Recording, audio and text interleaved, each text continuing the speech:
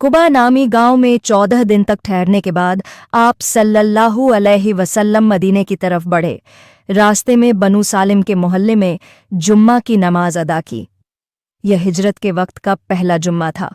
जुम्मे के बाद मदीने की तरफ रुख किया और इधर मदीने वाले हर दिन आप सल्लल्लाहु अलैहि वसल्लम का शिद्दत के साथ इंतजार कर रहे थे। जब आप सल्लल्लाहु अलैहि वसल्लम मदीने पहुंच गए तो मदीने वाले बहुत खुश हुए और अपने शहर को मदीना यानी नबी का शहर कहने लगे। हर घर और हर गली अल्लाह की तस्बीह और हम्द से गूंज रही थी। औरतें, बच्चे और बच्चियां निकलकर कह रही थी कि हम पर मदीना की तरफ 14वीं का चांद तुलू हुआ है। जब तक अल्लाह को पुकारने वाला पुकारे, हम पर शुक्र करना वाजिब है। हमें भेजे गए नबी, आप वाजिबुल इताअत दीन लेकर आए हैं।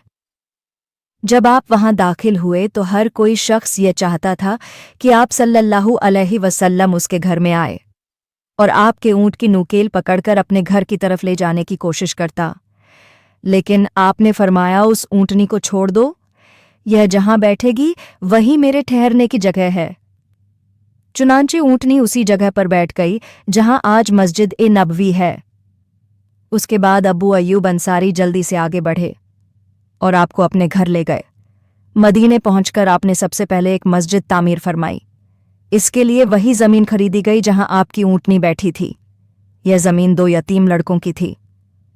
उन्होंने यह जमीन आपको मुफ्त देना चाही तो आप सल्लल्लाहु अलैहि वसल्लम ने इसे मंजूर नहीं फरमाया, बल्कि उन्हें 10 दिनार की कीमत अदा करके वो जमीन खरीदी। रसूल सल्लल्लाहु अलैहि वसल्लम, मुहाजिरीन और अंसार ने मिलकर अपने हाथों से ये मस्जिद तामीर की। उसकी दीवारें ईंटों की थीं और छत खजूर की शाखाओं और पत्तों से बनाई गई। इस मस्जिद का नाम मस्जिद नबवी है। इस मस्जिद में एक नमाज पढ़ने का सवाब 1000 नमाज पढ़ने से भी ज्यादा है।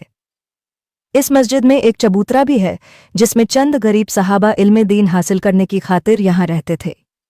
ये सहाबा किराम रसूल सल्लल्लाहु अलैहि वसल्लम से कुरान मजीद सीखते थे, हदीसें याद करते थे। अरबी में चबूतरे को सुफा कहते हैं और यहाँ रहकर इल्म हासिल करने वाले साहबा को असहाबे सुफा कहा जाता है।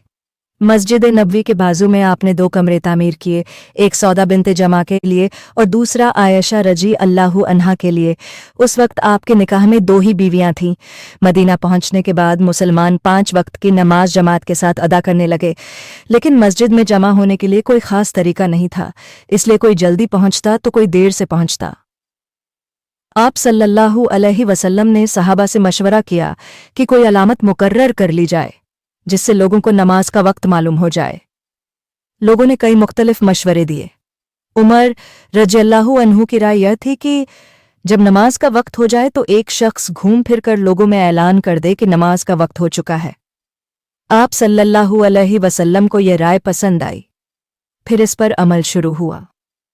एक अंसारी सहाबी अब्दुल्ला बिन जैद बिन अब्दुर रब्बी ने ख्वाब में देखा कि एक शख्स ने उन्हें पूरी अजान और इकामत सिखा दी। उन्होंने सुबह आकर रसूलुल्लाह से जिक्र किया तो आपने फरमाया, यह सच्चा ख्वाब है। फिर उन्हें हुक्म दिया कि यह कलिमात बिलाल को बोलकर सीखा दे और बिलाल को बुलंद आवाज से कहते जाएं, क्योंकि बिलाल की आवाज ज्यादा बुलंद और सुरीली है। चुनांचे बिलाल ने अजान शुरू की। यह आवाज सुनकर उमर रजी अल्लाहु अन्हु अपनी चादर घसीटते हुए आए और कहा कि अल्लाह की कसम, मैंने भी इसी तरह का ख्वाब देखा है। उसी दिन से अजान को इस्लाम की एक पहचान बना दी गई। उसके बाद आप सल्लल्लाहु अलैहि वसल्लम ने मुहाजिरीन और मदीना वालों के दरमियान भाईचारा कराने का इरादा किया। चुनांचे मदीना वालों को जमा करके उनसे फरमाया कि अपने उन मुहाजिरीन भाइयों की मदद करें और उन्हें खिलाएं पिलाएं और उनके रहने सहने का इंतजाम करें। मदीना वालों ने इस बात को बड़ी खुशी से कबूल कर लिया। हर शख्स 1-1, 2-2 मुहाजिर भाई को अपने साथ अपने घर लाया।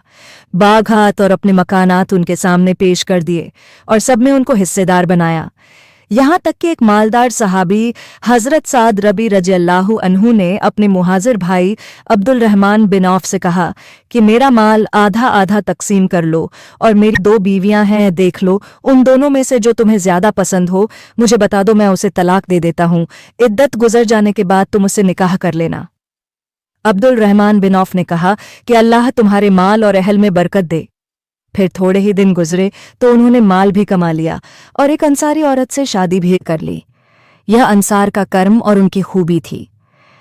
इन्हीं खिदमात और बेशमिसाल कुर्बानियां की वजह से मदीना वालों को अंसार कहा जाता है। अंसार नासिर की जमा है, जिसका मतलब है मदद करने वाले।